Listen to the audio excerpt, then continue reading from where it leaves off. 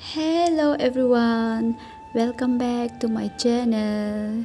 It's me Leo Jamie and you are connecting with Leo Jamie YouTube channel. आज का मेरी video का content most important content ever है because this video will make someone's life.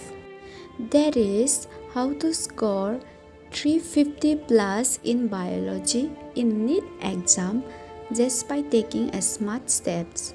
And for ST students, how to get into medical college just by doing smart work only for 2 months.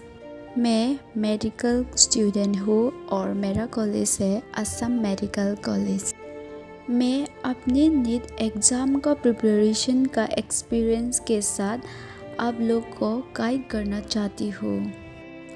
This video is very important and special, especially for my dearest sisters and brothers of ST students. So please watch the whole video and do follow to what I said. I am sure you will get into medical college this year. देखो, आप लोग के पास time बहुत कम है। आप लोग ने पूरा साल प्रिपेयर किया होगा एंड कोई लोग तो प्रिपेयर नहीं किया होगा, इसलिए अभी गिव अप करने के लिए सोच रहा है होगा, लेकिन ये गलती कभी मत करना।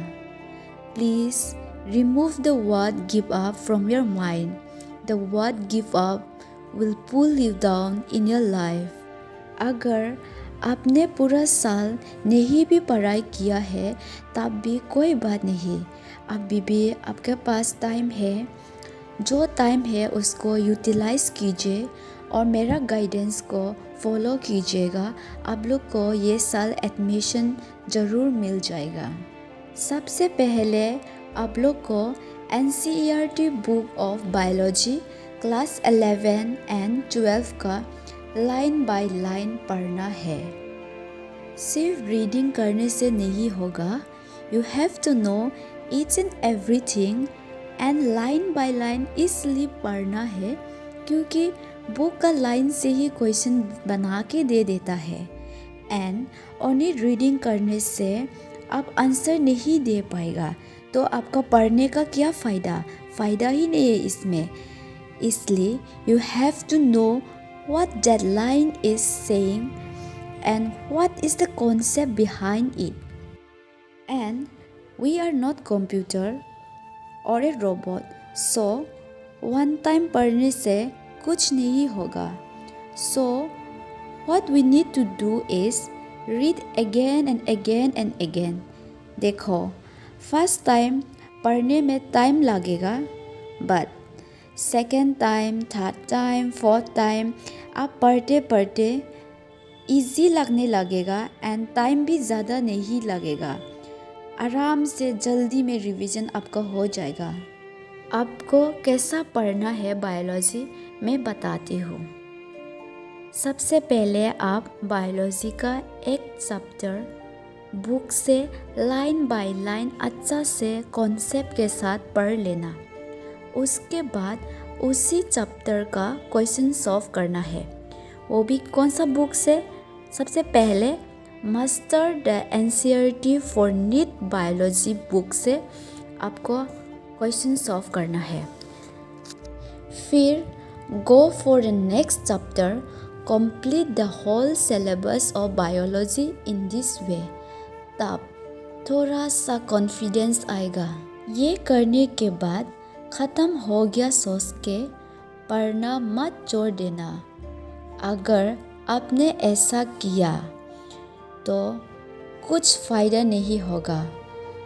क्या होगा, आप एग्ज़ाम हॉल में जाके जब क्वेश्चन पढ़ेगा आपको लगेगा कि मैंने ये तो पढ़ाई किया था, मुझे ऐसा लग रहा है कि ये मैंने देखा है, लेकिन आपको श्योर आंसर पता नहीं होगा तो आप पूरा कंफ्यूज हो जाएगा और आप कहीं पे भी टिक लगाएगा, उसमें आपका क्या होगा, नेगेटिव मार्किंग से आपको एडमिशन मिलने से ब्लॉक कर देगा। इसलिए पढ़ाई नहीं छोड़ना है। Now start again from NCERT book for second round. Complete it nicely line by line with understanding the whole book. This time, you will feel easier than before. You will also get to know the new things again, though it is same book. After completing nicely, solve the questions again from Master the NCERT book. After that, solve the question from fingertips. Now, you will be able to solve the questions which you felt difficult before. And previous years solve question bank से भी practice करना start कर देना। Master the NCERT and fingertips book का question solve करने के बाद continue to read books and solve the question till the last night before your exam. अभी तो एग्ज़ाम में रीजनिंग क्वेश्चन बहुत ज़्यादा आता है पहले से ज़्यादा, तो आप जब बुक का line by line with concept and understanding पढ़ेगा तब आपको रीजनिंग क्वेश्चन का आंसर देने में कुछ प्रॉब्लम नहीं होगा, आप आसानी से आंसर दे पाएगा। और पढ़ने के साथ साथ क्वेश्चन सॉल्व करके पढ़ने का फ़ायदा ये है कि हम जो भी पढ़ता है जल्दी से भूल जाता है। इसलिए जब हम क्वेश्चन सॉल्व करते करते पढ़ता है तब जो भी हमने पढ़ा है वो दिमाग में रह जाता है। इसलिए पढ़ने के साथ साथ क्वेश्चन प्रैक्टिस करना बहुत ज़रूरी है। आप लोग सोच रहा है होगा कि ये दीदी क्यों सिर्फ बायोलॉजी के बारे में बोल रहा है, केमिस्ट्री और फिज़िक्स का हम क्या करें। मैंने ये नहीं बोला कि केमिस्ट्री और फिज़िक्स नहीं पढ़ना है, बट देखो बायोलॉजी में 360 मार्क्स का होता है, उसके साथ सबसे इजी भी बायोलॉजी ही है। सो हम क्यों ना सबसे पहले बायोलॉजी में फोकस कर लेते। और मान लो आपको बायोलॉजी में ही 350 प्लस मिल गया, और मैंने पहले ही बोला था how to score 350 plus in biology.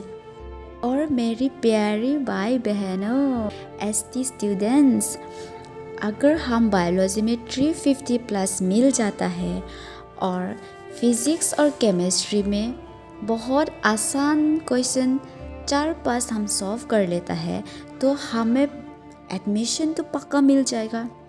Competitive ज़्यादा है, साथ ही साथ फ़ायदा ये है कि बहुत सारा मेडिकल कॉलेज खुल रहा है, चलते हैं खुलने का, इसलिए सीट भी बढ़ रहा है।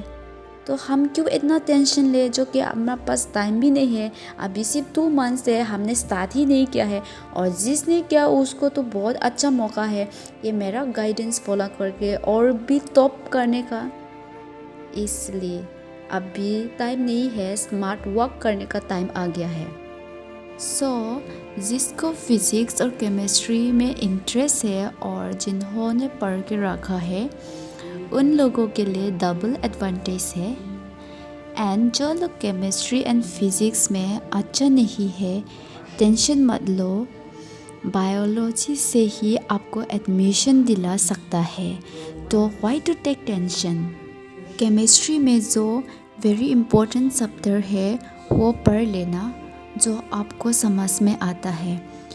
एंड फिज़िक्स में जो थ्योरी वाला चैप्टर वो पढ़ लेना, प्लस जो आते रहता है जैसे कि लॉजिक और गेट, अगर वो आपको नहीं आता है तो आप यूट्यूब से या फ्रेंड से हेल्प लेके पढ़ लेना। एंड अगर आप कोचिंग ले रहा है देन प्लीज़ आप कोचिंग इंस्टीट्यूट का एग्ज़ाम देते रहना।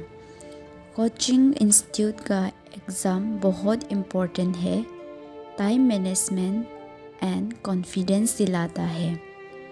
वहाँ के मार्क्स ज़्यादा नहीं मिलने से भी कोई बात नहीं, जस्ट आप प्रैक्टिस के लिए देते रहना और ये आपके लिए ही फ़ायदा होगा।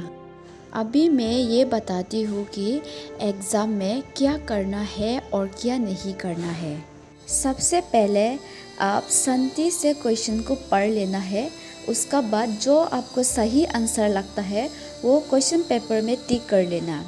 इसका बाद फिर से डबल चेकिंग करो, उसका साथ साथ आप आंसर शीट में फिल करना शुरू करो। और जो क्वेश्चन आप लोग को बिल्कुल भी नहीं पता वो क्वेश्चन को अटेम्प्ट ही मत करो, क्योंकि हम सबको पता है नीट एंट्रेंस में नेगेटिव मार्किंग है, इसलिए स्पेशली केमिस्ट्री और फिजिक्स जो नहीं आता है उसको तो अटेम्प्ट ही नहीं करना है। सो आप लोग मेरा ये गाइडेंस फॉलो कीजिएगा to get into medical college just by doing smart work for only 2 months, especially for my dearest sisters and brothers of ST students. Only by reading biology you can get into medical college. So all my dearest NEET aspirants, I hope you liked my video. Share it to your friend too. Thank you so much for watching. Lots of love.